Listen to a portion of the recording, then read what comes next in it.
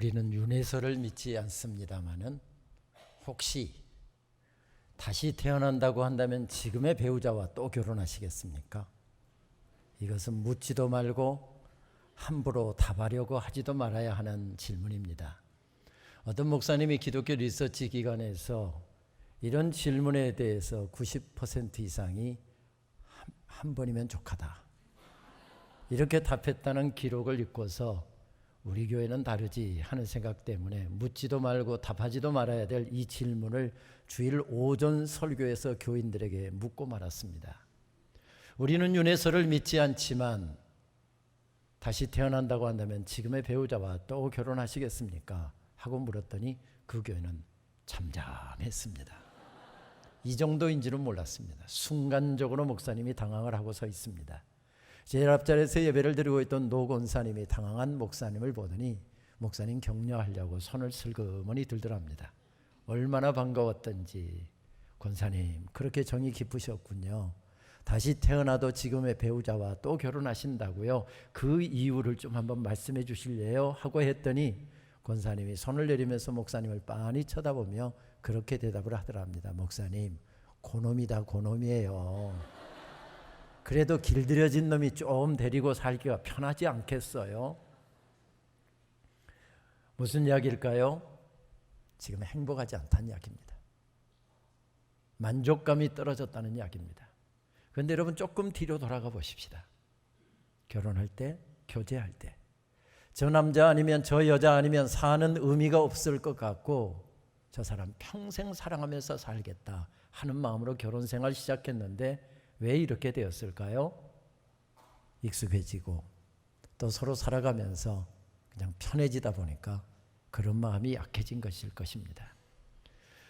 어떤 점에서 본다고 한다면 그리스도인들 교회는 세상이 알지 못하는 행복을 세상에 전하기 위해서 서 있는 존재들이라고 이야기할 수 있을 것입니다. 그런데 내가 행복하지 않는데 어떻게 그 행복을 세상과 나눌 수 있겠습니까?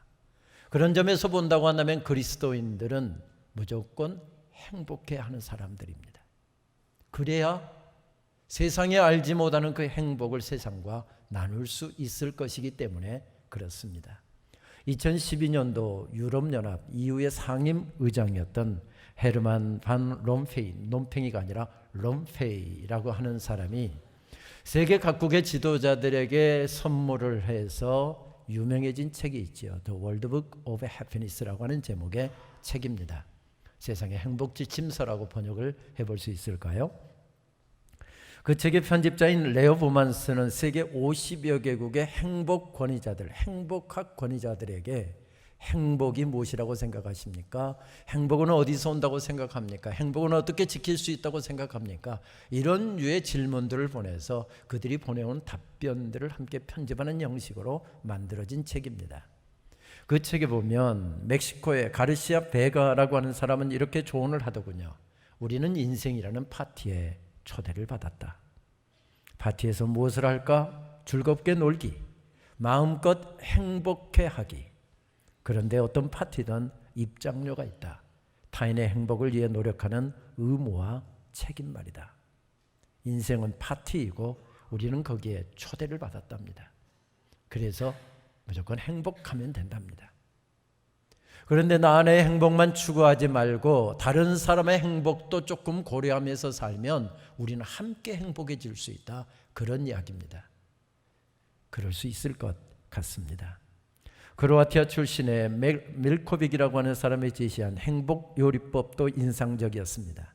그는 기본 재료와 선택 재료를 나누어서 이것을 적절하게 배합하면 얼마든지 행복해질 수 있답니다. 기본 재료, 믿을 수 있는 친구, 마음을 다해 사랑하는 사람, 자신의 능력을 발휘할 도전적인 일, 기본 욕구를 채워줄 만큼의 돈, 매일 3가지의 좋은 일, 이 모든 것을 갖고 있다면 감사하는 마음, 이것이 기본 재료랍니다.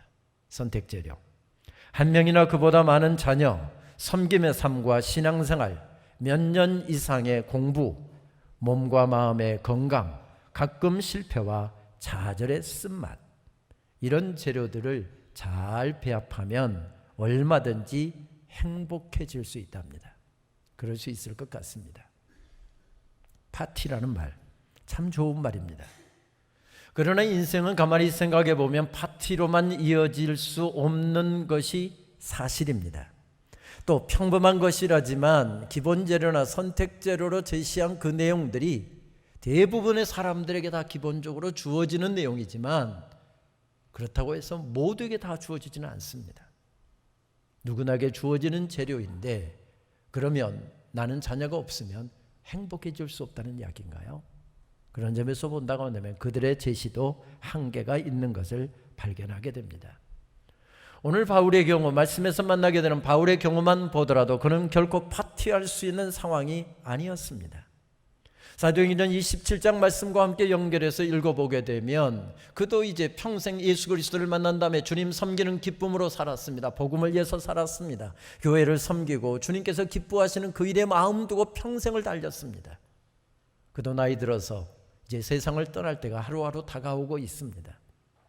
그래서 그는 당시의 세계 심장부인 로마에 복음을 전하고 싶다는 열망을 가지고 자청제수가 되어 그는 로마 군인에 끌려서 지금 로마 황제의 재판을 받기 위하여 가이사랴에서 배를 타고 로마로 호송되어 가고 있는 그런 상황이었습니다. 그런데 27장부터 연결되는 말씀을 보게 되면 그렇게 마지막 생명까지도 주님을 위해서 복음을 위해서 드리겠다고 가고 있는 그의 발걸음에 엄청난 풍랑이 일어났답니다. 예사풍랑이 아니라 열나흘 동안 먹지도 자지도 못할 정도로 그렇게 심한 풍랑이었답니다.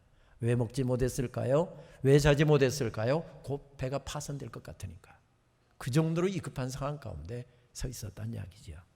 그렇게 허덕이면서 가다가 결국 배가 파손을 당했고 겨울바다에 빠져서 그는 허우적거리며 널판지 하나 잡고 죽을 힘을 다해서 헤엄을 쳐서 가까스로 한 섬에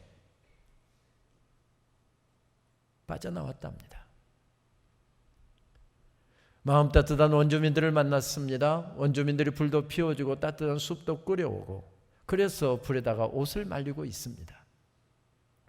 그런데 불이 사그러져 가니까 불을 좀 더 돋으려고 나무 한 묶음을 가져다가 불에 넣었더니 그 속에 숨어있던 독사가 뜨거움을 이기지 못하고 나와서 사도 바울의 손을 물고 있더랍니다. 대부분 독사는 독을 주입하고는 자기가 살기 위해서 숲으로 도망을 가는데 이 독사는 간이 부었는지 사도 바울 손에 대롱대롱 매달려서 혈관에다 계속 독을 주입하고 있더랍니다. 그렇게 따뜻하게 맞아주던 원주민들이 자기들의 민간 신앙을 따라서 저 사람은 바다에서 살아나왔지만은 지금 신이 진노하고 있는 사람이다. 만약에 이런 사람들에게 호의를 베풀었다가는 우리가 신의 진노를 면치 못한다. 갑자기 냉대하기 시작하더랍니다. 여기에 무슨 파티할 분위기입니까? 여기에서 무슨 노래가 나오고 여기서 덩실덩실 춤이 나올 그런 상황입니까? 전혀 그렇지가 않습니다. 원망이나 터져 나올 상황이지요. 몇 년 전 저는 학기를 마치고 성적 처리를 마친 다음에 출판사에 넘길 책 원고 마무리를 해서 마무리를 하고 연초에 북미 예전학회라고 하는 학회 참석하기 위해서 미국에 갔습니다. 뉴멕시코주의 알버커키에서 있었던 학회였습니다. 3박 4일 동안의 빡빡한 학회 일정을 다 소화를 하고 학회를 마치고 하루 저녁을 잔 다음에 바로 한 교회 집회 인도를 위해서 LA로 날아갔습니다. 그 교회는 연초에 온 교인들이 금식하면서 사흘 동안 금식하면서 성회를 하고 있더군요. 목사님은 8일 동안 금식하고 있다고 했습니다. 그런데 학기 마치고 좀 무리를 했기 때문인지 또 미국 와서 학회 일정까지 바쁘게 지냈기 때문인지 첫날 말씀을 전하고 와서 몸살이 나고 말았습니다. 저는 비교적 건강한 체질이지만 한번 아프면 죽도록 아프기 때문에 집회 인도라 와서 몸이 아프면 안 될 것 같아서 LA에서 공부하고 있는 제자들하고 식사 약속을 했다가 다 캔슬을 했습니다. 목사님은 금식 중이었기 때문에. 그리고 호텔에서 하루 종일 누워 있었습니다. 그런데 화장실을 한번 가려고 하는데 얼마나 아픈지 저는 그런 아픈 것은 처음 경험했습니다. 나중에 알고 보니까 방광염이라고 하더군요. 그냥 여행 중이기도 했고 보험이 없어서 미국의 병원 잘못 갔다가는 그냥 날벼락 맞는 걸 알아서 그냥 참자 하고서 항생제 하나를 못 먹고 끙끙 앓으면서 누워 있었습니다. 끙끙 앓느라고 거의 밤에 밤잠을 이루지 못했지요. 새벽 4시 반, 5시에 있는 새벽 집회 설교를 하기 위해서 일어났는데 오한이 얼마나 나는지 도저히 설교하러 못 갈 것 같습니다. 그렇다고 강사가 오한 난다고 설교 안 할 수가 있습니까? LA는 온화해서 오리털 돋바, 한국도 춥고 알버커키도 굉장히 추운 도시여서 오리털 돋바하고 장갑 목도리 다 가져갔는데 LA는 겨울에도 그게 필요 없는 동네입니다. 그런데도 불구하고 그거 오리털 돋바 꺼내서 입고 목도리하고 마스크하고 장갑 끼고 나타났더니 호텔 직원이 좀 이상한 사람으로 저를 새벽에 쳐다봐요. 그것도 미국 사람들 아무도 나가지 않는 새벽 4시 40분께 그러고 나타나니 호텔 직원이 자꾸 저를 이상한 눈으로 쳐다봅니다. 교회 제일 앞자리에 앉았습니다. 오리털 돋바를 벗으면 죽을 것 같아서 돋바를 벗지 못하고 제일 앞자리에 앉아 있었습니다.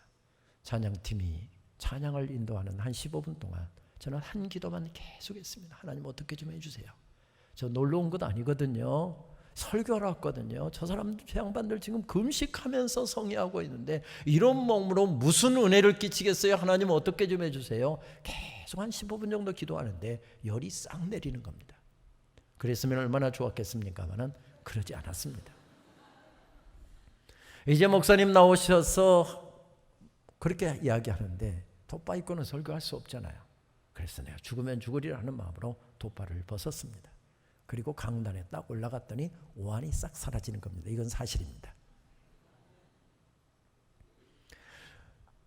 본래 집회 중이어서 설교 40분 준비 갖고 갔는데 이거 오늘 한 10분만 하고 빨리 가서 호텔에 가서 쉬어야 되겠다 하는 마음으로 오늘 그냥 엑기스로 짧게 하리라고 생각했는데 오한이 사라지니까 40분 설교 그대로 다 했습니다. 그리고 결단 찬송 부르고 함께 이제 기도하는 시간으로 나가게 하고 개인 기도 시간을 갖는데 앞자리로 저도 기도하기 위해서 앞자리로 딱 왔는데 또다시 오한이 들기 시작하는 겁니다. 제가 뭐라고 기도할게요?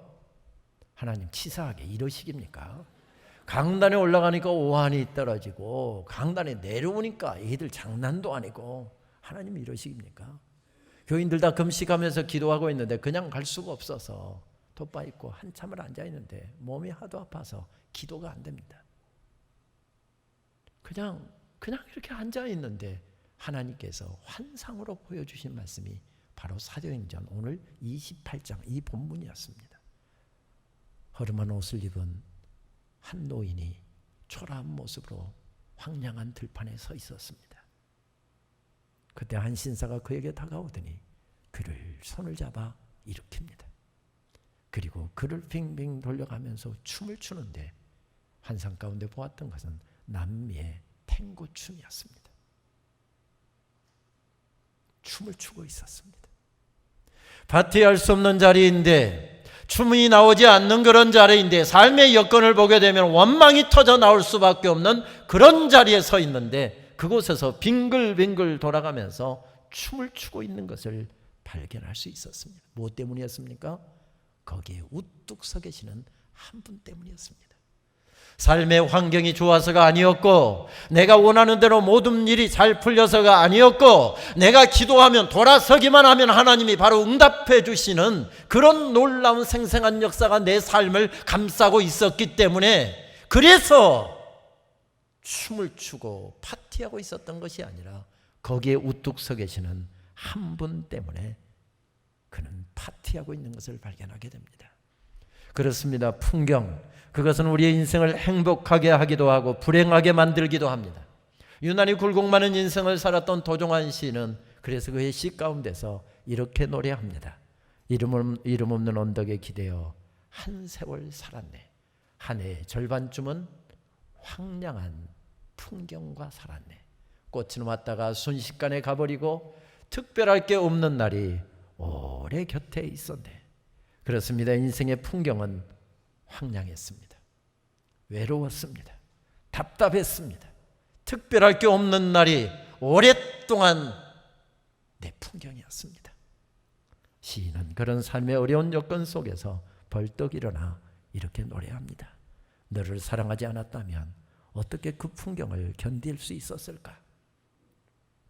특별하지 않는 세월을 특별히 사랑하지 않았다면, 저렇게 많은 들꽃 중에 한 송이 꽃일 뿐인 너를 깊이 사랑하지 않았다면, 내 삶의 환경은, 풍경은 황량한데 거기에 사랑하는 사람이 우뚝 서 있습니다.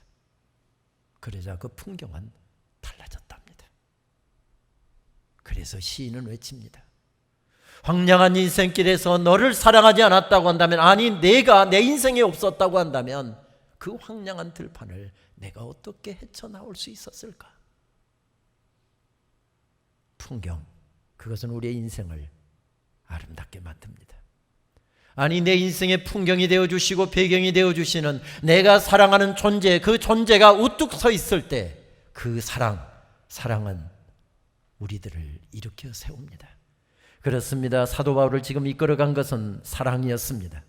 주님의 놀라운 사랑, 아니 그 놀라운 주님의 사랑을 경험하고 주님을 향해 불타오르는 주님에 대한 그의 사랑, 그것이 그를 이끌어가고 있었습니다. 외로운 날에도 답답한 날에도 그는 그 사랑에 붙들려 나가고 있습니다. 감당할 수 없는 사랑을 베풀어 주셨습니다. 그 사랑만 생각하면 자다가도 벌떡 일어나게 되고 벌떡벌떡 일어나 덩실덩실 춤이 나올 정도로 그 사랑은 그를 그렇게 감격하게 만들었습니다. 몇 년 전 어느 방송에서 시골 할머니 할아버지들을 등장시켜서 진행되었던 프로그램이 있었지요. 할아버지가 문제를 내면 할머니가 알아맞추고, 할머니가 문제를 내면 할아버지가 알아맞추고, 그 윤색되지 않는 꾸밈이 없는 투박한 시골 어르신들의 그 입담이 웃음을 자아내게 했기 때문에 한동안 방영된 적이 있었지요. 이렇게 프로그램이 진행되는 가운데 사회자가 어느 할머니에게 마이크를 갖다 대더니 물었습니다. 할머니 할아버지하고 결혼하셔서 몇 년 정도 사셨어요? 53년 살았어요. 아이고 정말 긴 세월 사셨군요. 근데 53년 결혼 생활하면서 할아버지가 나에게 사랑한다라고 하는 말 몇 번이나 하셨어요? 한 번도 없었어요. 바로 총명스럽게 대답이 터져나왔습니다. 뭐 물어볼 것도 없어서인지 사회자는 바로 아나운서는 마이크를 할아버지에게 갖다 대더니, 할아버지 너무하신 거 아니에요? 할아버지 믿고 따라와서 53년을 함께 살아준 할머니에게 사랑한다는 말 한마디도 안 하시고 너무 인색하셨네요. 할아버지 이 자리를 빌어서 할머니에게 사랑한다는 말 한마디만 하시죠. 못해요. 그래도 한 번만 하세요. 지금 전국에서 방송 보고 있는데 이대로 끝날 수가 없잖아요. 계속 아나운서가 밀어붙입니다. 그래도 안 하시니까 나중에는 자중에 박수까지 유도해서 박수를 격려, 박수를 보내고 계속 마이크를 들이대면서 재촉을 하니까 할아버지가 숨을 깊게 들이내시더니 할머니를 보고 여보 사랑해 이렇게 할 줄 알았더니 눈을 부릅뜨면서 할머니를 쳐다보면서 네 알제? 한마디 하더랍니다. 이 보나마나 경상도 분인 것 같습니다.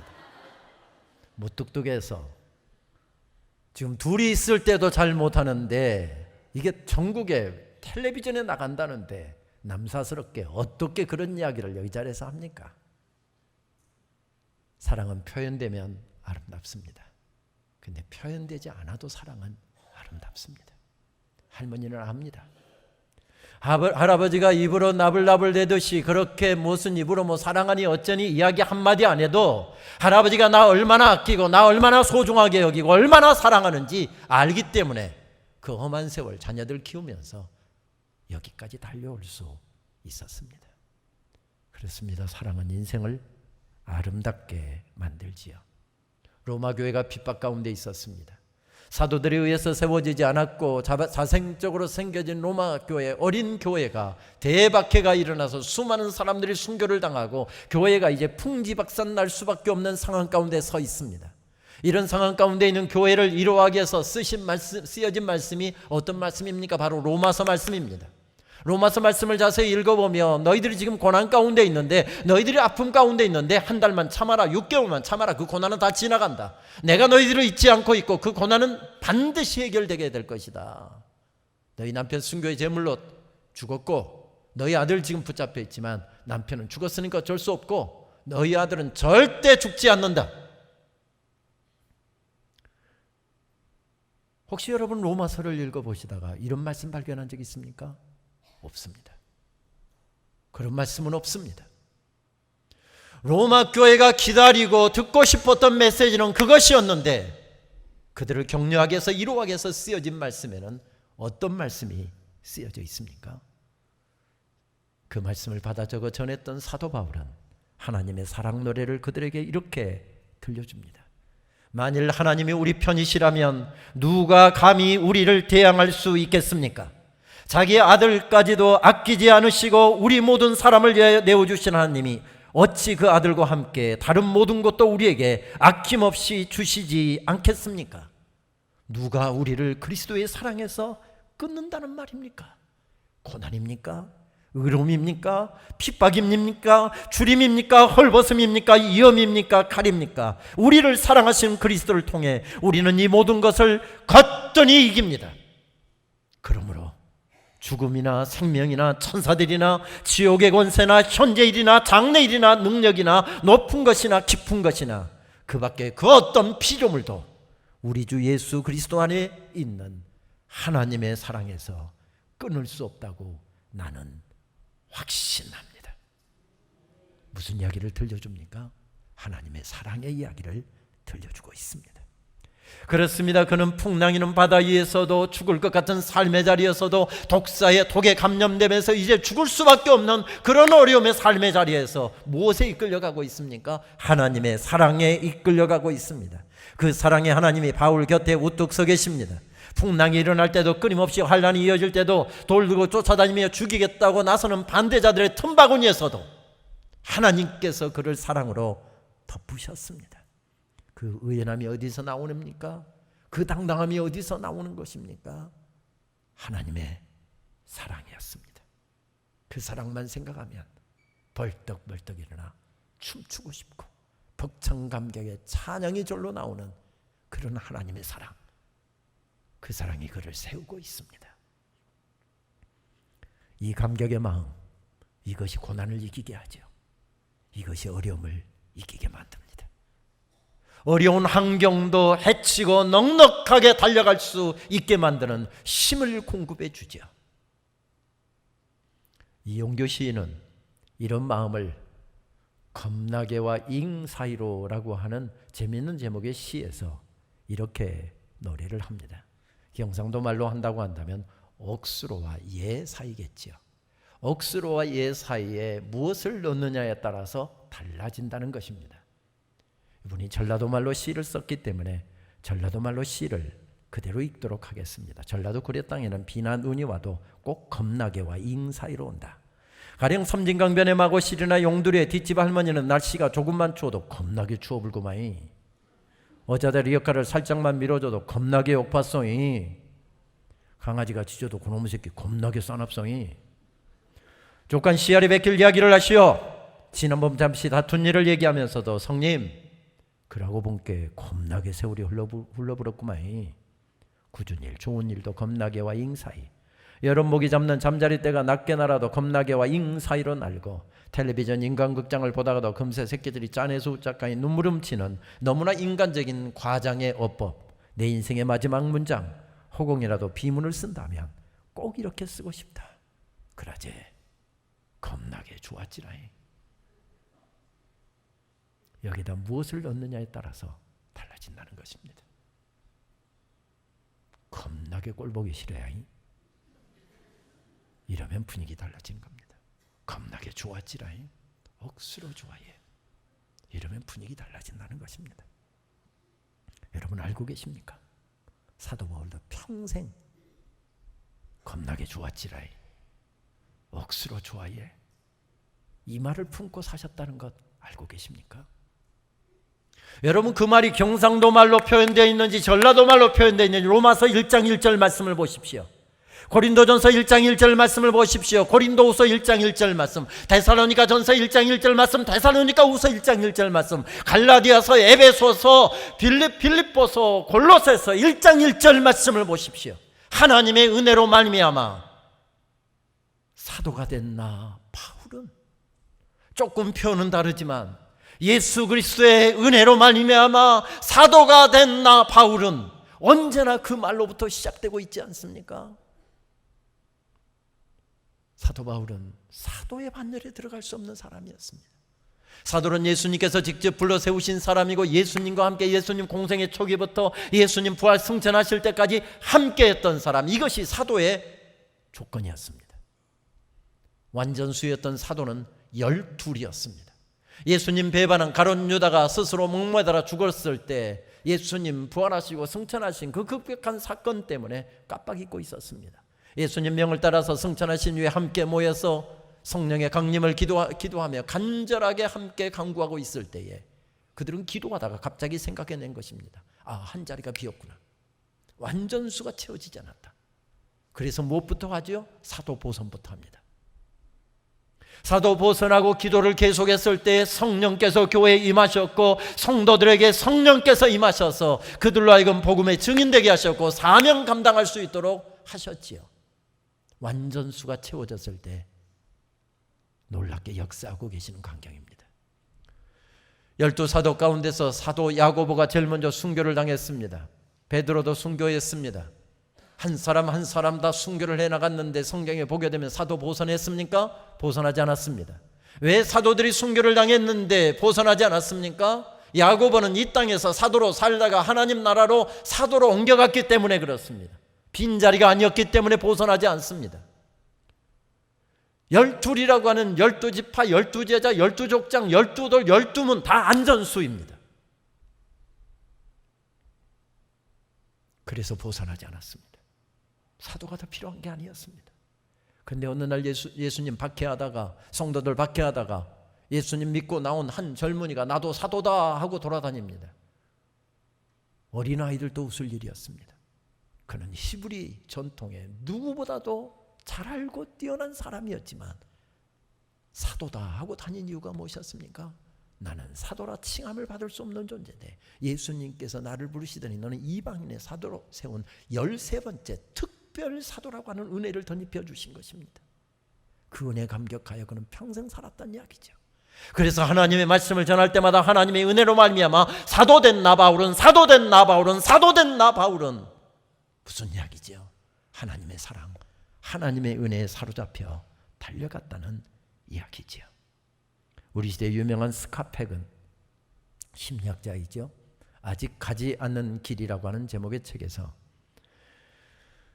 한때는 기독교 신앙으로 시작되었던 미국이라는 나라가 이렇게 철저하게 도덕적으로 정신적으로 무너지고 있는 이유가 무엇인가? 폭력으로 룩져가고 있고 타락해가고 있는 이유가 무엇인가를 그의 책의 한 장에서 설명하는 내용이 인상 깊더군요. 그는 미국이 저렇게 영적으로 도덕적으로 쇠락해간 이유를 한 가지로 설명하더군요. 우리가 즐겨 부르는 찬송 305장 찬송, 그 찬송이 들려주는 놀라움을 상실했을 때 미국은 영적으로 도덕적으로 무너져 내리고 있다. 그러면서 1절부터 4절까지 가사를 영어로 다 써놓은 것을 보았습니다. Amazing Grace, 얼마나 놀라운 은혜입니까? How sweet the sound that saved a wretch like me. 나와 같은 죄인이 구원받았다라고 하는 사실이 얼마나 감미롭고 감격스러운 말씀입니까?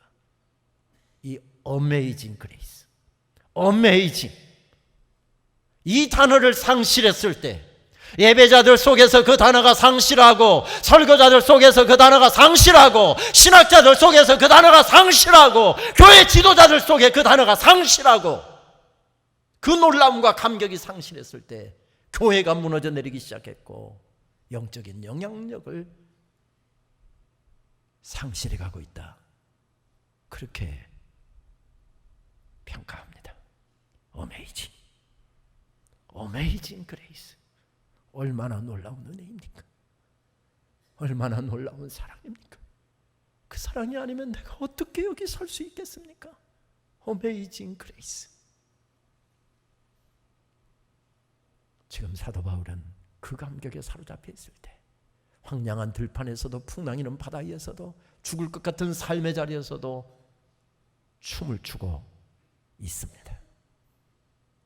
멜리데 섬은 우연히 풍랑에 떠내려가다가 도달한 곳이었습니다. 타고 가던 배가 망가졌기 때문에 잠시 머문 곳이었습니다. 멜리데 섬이 지금이 어디일까? 학자들의 공통적인 의견은 지중해 유명한 관광지인 몰타 공화국 그 섬을 칩니다. 영어로는 말타라고 하지만은 몰타 섬이라고 우리말로는 번역하지요. 이 섬은 시실리아 남쪽 98km, 아프리카 동북쪽으로 320km 지점에 있는 섬으로 전체 길이가 29km, 너비가 15km 정도 되는 섬입니다. BC 1000년경에 페니키아인들이 이 섬을 점령하면서 그곳에 식민지를 건설했지만 BC 218년에 그 유명한 제2차 카르타고 전쟁 때 로마가 승리하면서 그때 이후로부터는 로마가 지배를 했던 섬이었습니다. 예수님 당시에 황제였던 아우구스투스 황제는 이 섬을 관할하는 행정관을 파송을 했습니다. 또한 퇴역 장군들, 군에서 퇴역한 장군들과 원로원의 의원들을 집단적으로 함께 이주시켰던 섬이었습니다. 그러니까 그 섬에는 요즘으로 치면 텔레비전에 늘 정치판 뉴스에 오가는 그 유명인들이 몰려 사는 섬이었습니다. 그런데 성경은 여기에 대해서 한마디도 하지 않습니다. 성경의 관심은 그 섬이 얼마나 큰 곳이냐, 얼마나 번영을 누리던 곳이냐, 얼마나 아름다운 풍광을 가지고 있느냐, 거기에 있지 않았다는 말씀입니다. 얼마나 유명인들이 이 교회에 나오고 있느냐, 그것이 성경의 관심이 아니었다는 것입니다. 성경의 관심은 그러면 무엇이었을까요? 그곳에 죽어가고 있는 한 영혼에 초점을 맞추고 있습니다. 나이 들어서 아무도 주목하지 않고 병에 걸렸으니까 이제 노안에 걸렸다면서 뒷방에 옮겨져서 죽을 날만 기다리고 있는 한 노인, 그분에게 오늘 본문에 초점이 맞춰지고 있습니다. 그 노인이 예수 그리스도의 피 묻은 십자가의 복음을 듣게 하여 사도 바울은 19 동안 풍랑에 시달려야 했습니다. 겨울바다에 빠져서 허우적거려야 했습니다. 독사에 물려야 했습니다. 사람의 냉대를 받아야 했습니다. 그 노인이 주님의 피 묻은 십자가의 복음을 듣기 위해서 이렇게 긴 여정들이 시작되었습니다. 성경의 관심이 외적인 것에 있지 않았다는 것입니다. 오늘 말씀을 보면 섬의 제일 높은 사람의 이름이 나타납니다. 보블리오라고 소개를 합니다. 이 제일 높은 사람, 옛날 개역 개정판 성경전의 개역 성경에는 섬의 추장이라고 표현을 하고 있습니다. 이 말의 헬라어는 프로투스인데 이 말을 추장이라고 번역해도 되고요. 그 당시에 행정관을 파송했다고 그랬잖아요. 그 행정관의 이름이 프로투스였습니다. 그러니까 행정관으로 번역해도 되고 제일 높은 사람이라고 번역해도 제일 첫째가 되는 사람, 이렇게 번역해도 아무 문제가 없는 단어입니다. 그런데 성경의 관심은 그 사람이 원주민 추장이었는지 로마의 행정관이었는지 거기에 관심을 기울이고 있지 않습니다. 오늘 말씀에도 보게 되면 그 사람에게 토지가 있었답니다. 이 토지라고 하는 말은 농장으로 번역해도 되고요, 별장으로 번역도 할 수 있는 그런 단어입니다. 그런데 얼마나 넓은 토지를 갖고 있었느냐, 얼마나 풍광 좋은 곳에 별장을 가지고 있었느냐, 얼마나 많은 매출을 내주는 좋은 농장을 가지고 있었느냐, 성경의 관심이 그것이 아니었다는 것입니다. 그래서 성경은 정확하게 그것을 규정하고 있지 않습니다. 성경의 관심이 무엇이었습니까? 거기에 죽어가고 있는 한 영혼의 관심을 기울이고 있습니다. 보블리오의 부친이 열병과 이질로 고통을 당하고 있었습니다. 바울이 들어가서 안수하고 기도하자 그가 병에서 나음을 받았답니다. 희한하게 기도를 받고 그 병에서, 죽을 병에서 건진받은 사람을 보고서 그 동네 아픈 사람들이 다 몰려들었답니다. 그래서 그들에게 안수하고 기도했더니 그들이 다 고침을 받았답니다.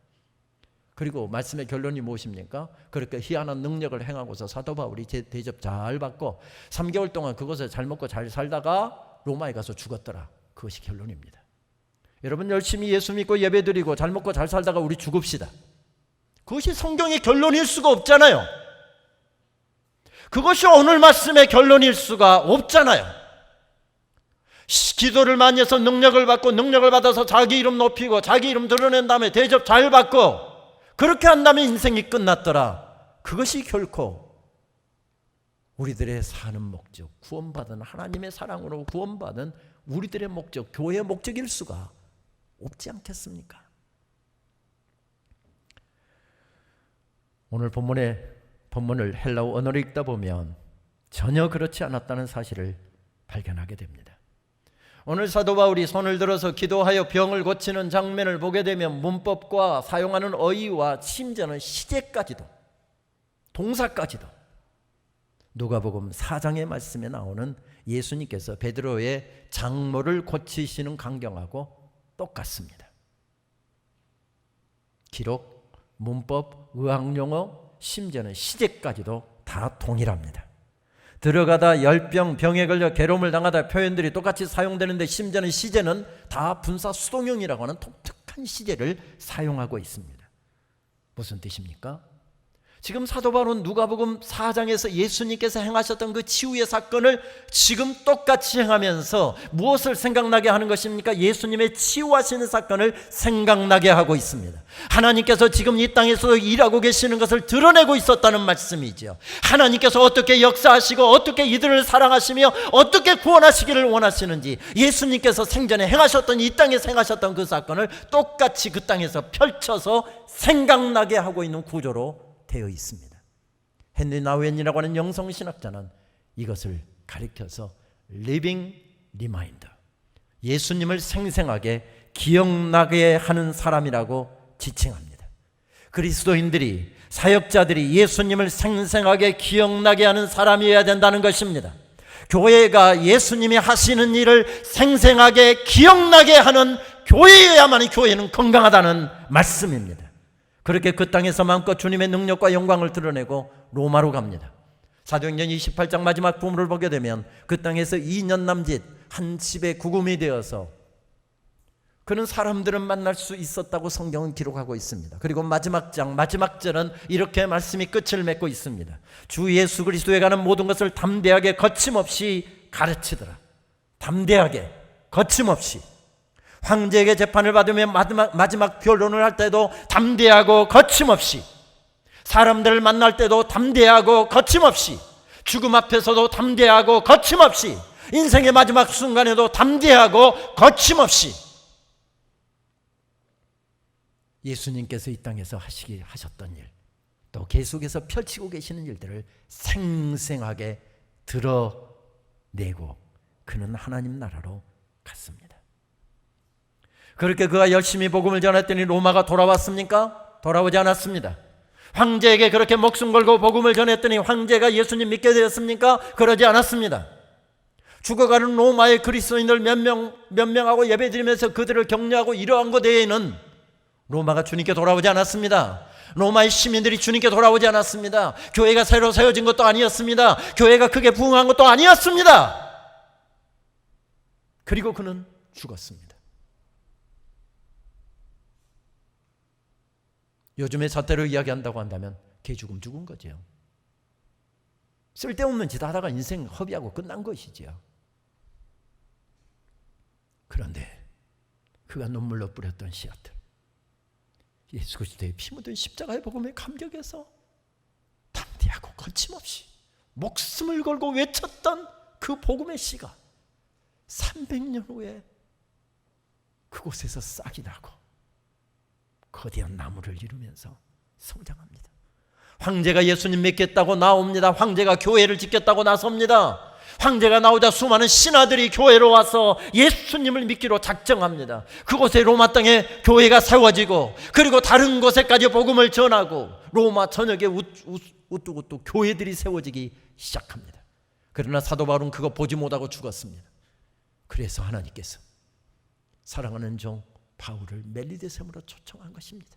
300년 후에 일어날 로마 땅에서 일어날 하늘나라의 파티를 미리 맛볼 수 있도록 생명이 살아나고 하나님이 일하시는 것이 생생하게 드러나는 그 역사를 그 땅에서 경험하도록, 사랑하는 종에게 경험할 수 있도록 멜리데섬으로 그를 초청한 것이었습니다.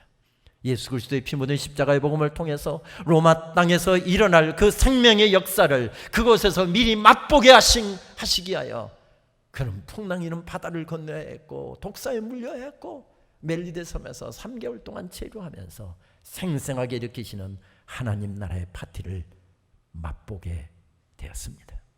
신앙생활이 무엇입니까? 교회생활이 무엇입니까? 하나님 나라의 파티를 하는 것입니다.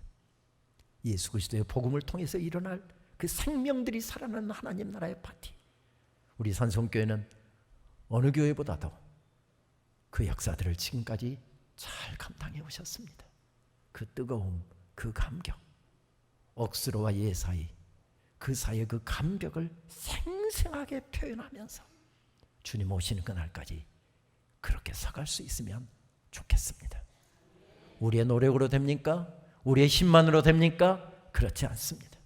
도무지 파티할 수 없는 자리였습니다. 인간적으로는 비참하고 상황적으로는 환경적으로는 절망할 수밖에 없는 자리에 서 있었지만 거기에서 놀라운 파티가 일어났던 것은 무엇이었습니까? 환경에다 시선을 두지 않았기 때문이었습니다. 문제에다 시선을 두지 않았기 때문이었습니다. 오직 모든 시선을 주님께만 집중하고 주님께서 우리를 통해서 일으키시기를 원하시는 그 일에만 집중하려고 몸부림쳤을 때 그 황량한 들판에서 하늘 파티가 시작되었던 것이지요.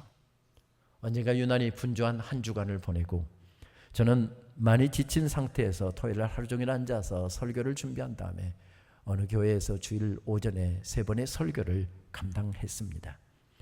점심을 교회에서 허겁지겁 먹고서 신학 테마 예배라고 하는 8번의 설교로 기획되어 있는 그 교회 5번째 설교를 하기 위해서 그 교회로 급히 이동하고 있었습니다. 연희동 쪽에서 내부 순환도로에 올라탔는데 정릉터널 가까이 홍은동 쪽에 가자 길이 꽉 막혔습니다. 시계를 보니 잘못하면 예배 시간이 늦을 것 같습니다. 마음이 조급해지기 시작했습니다. 막히는 길을 따라서 정릉터널에 들어섰더니 아니 터널 안에서는 아예 차가 서버렸습니다. 몸은 피곤하죠. 오늘 저녁 일정도 거기에 설교 마치고 밤 10시나 돼야 들어갈 수 있고 내일은 또 아침 저 시간부터 대학원 강의가 기다리고 있는데 몸은 피곤하지요. 차는 막히지요. 예배 시간 때문에 마음은 막 조이죠. 절로 불평이 터져 나왔습니다. 하나님, 저 놀러 가는 거 아니거든요. 피서 가는 길 아니거든요. 설교하러 가는 길이거든요. 그런데 왜 이렇게 차는 막히고 난리랍니까? 정릉 터널 안에서 하나님 앞에 불평 어린 기도를 했더니 바로 길이 딱 열리더라고요. 그래서 뭐 좀 밝기도 했지만은 다행히 예배 시간 늦지 않고 10분 전에 교회에 도착했습니다. 벌써 여러 차례 설교를 갔기 때문에 부목사님이 저를 또 보았기 때문에 목사님 방으로 가서 목사님 인사하지 않고 바로 그냥 예배당으로 들어갔습니다. 너무 좀 몸이 지쳐 있어서 기도를 해야 설교를 할 수 있을 것 같아서 앞자리에 앉아서 하나님, 설교하러 왔는데 저 하나도 주체를 할 수가 없습니다. 성도님들에게 어떤 말씀으로 은혜를 끼쳐야 될까요? 저 하나도 주체 못하는 사람이 어떻게 성도들에게 은혜를 끼치겠습니까? 하나님, 어떻게 좀 해주세요. 어떻게 좀 해주세요. 시간이 되자 찬양팀이 나와서 찬양을 시작했습니다. 근데 저 찬양부터 얼마나 제 가슴을 세게 때려치던지 그 찬양을 따라 부르면서 그 찬양대로 하려고 노력했습니다. 어디서 그렇게 힘이 솟구치던지요. 마치 생애에서 가장 은혜로웠던 설교가 그날 설교였던 것 같습니다. 그날의 찬양은 이런 찬양이었습니다. 내게로부터 눈을 들어 주를 보기 시작할 때 주의 일을 보겠네. 내 작은 마음 돌이키사 하늘의 꿈꾸게 하네. 주님을 볼 때 모든 시선을 주님께 드리고 살아계신 하나님을 느낄 때 내 삶은 주의 역사가 되고 하나님이 일하시기 시작하네. 우리 다 함께 일어나셔서 이 찬양 우리의 고백으로 함께 올려드리실까요?